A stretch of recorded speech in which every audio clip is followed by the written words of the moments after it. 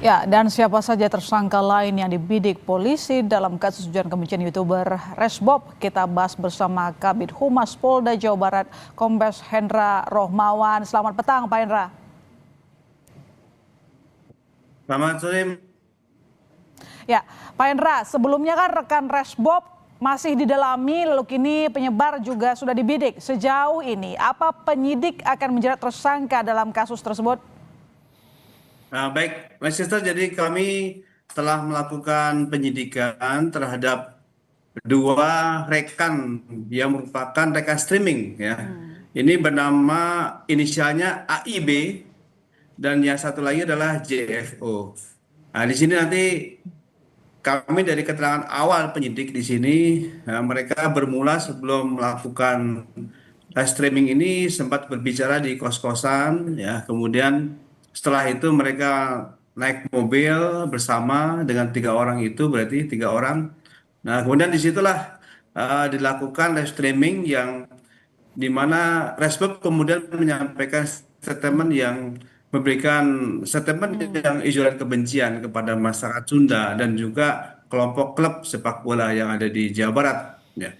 Nah, inilah kita akan dalami seberapa apa bisa kita masuk unsur pasal di pasal 55 atau 56 tadi itu, ya, terus serta membantu dan melakukan. Ini kita dalami di sini, tentu saja kita mohon waktu ya sehingga nanti eh, silang untuk saling penyidikan ini akan kita lakukan pada hari ini. Kemudian di samping itu juga ada satu saksi di sini, ada saudari NL yang merupakan pacar daripada saudara Resbob yang sempat ditemuinya di Surabaya dan sempat menitipkan, dan setelah itu Resbob kita kejar dan informasi ini didapatkan dari pacarnya. Namun sejauh ini kita masih tetap semua dalami. Demikian, my sister. Rekan Resbob sudah diketahui di mana keberadaannya, Pak?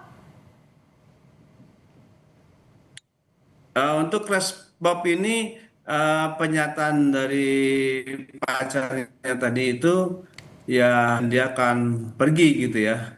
Tetapi kita berhasil lacak dan yang bersangkutan ini lari sempat ke Ungaran, ke Jawa Tengah dari Jawa Timur tadi itu, ya, Surabaya, kemudian Pasuruan, kemudian sempat ke Solo, sempat ke Ungaran, dan terakhir itu di Kabupaten Semarang, yaitu tepatnya di Banyuwanik.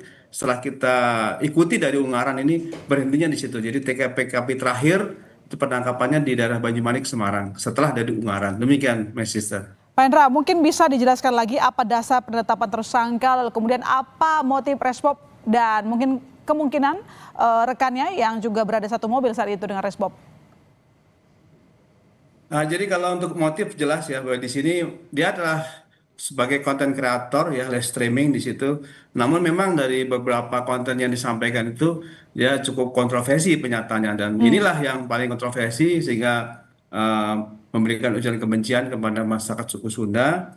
Dan di sini kita ketahui bersama bahwa eh, model untuk mencari nafkah ini adalah ketika ada yang memberikan koin, ya, mungkin ada bunga yang itu ada nilainya, dan ketika dikumpulkan jadi satu dan bisa diuangkan, ini nilainya cukup lumayan. Nah, di sini dari hasil eh, rapat gelar ya perkara yang sudah kita sampaikan, di samping tadi kami sampaikan di rilis ya ada pasal 28, Jo pasal 45 dengan ancaman pidana 6 tahun. Kami juga Jo pasal lagi ke pasal 34, Jo pasal 50 di mana sanksi pidananya lebih besar lagi, yaitu 10 tahun paling lama dan dendanya paling banyak 10 miliar. Jadi upaya-upaya kita seperti itu.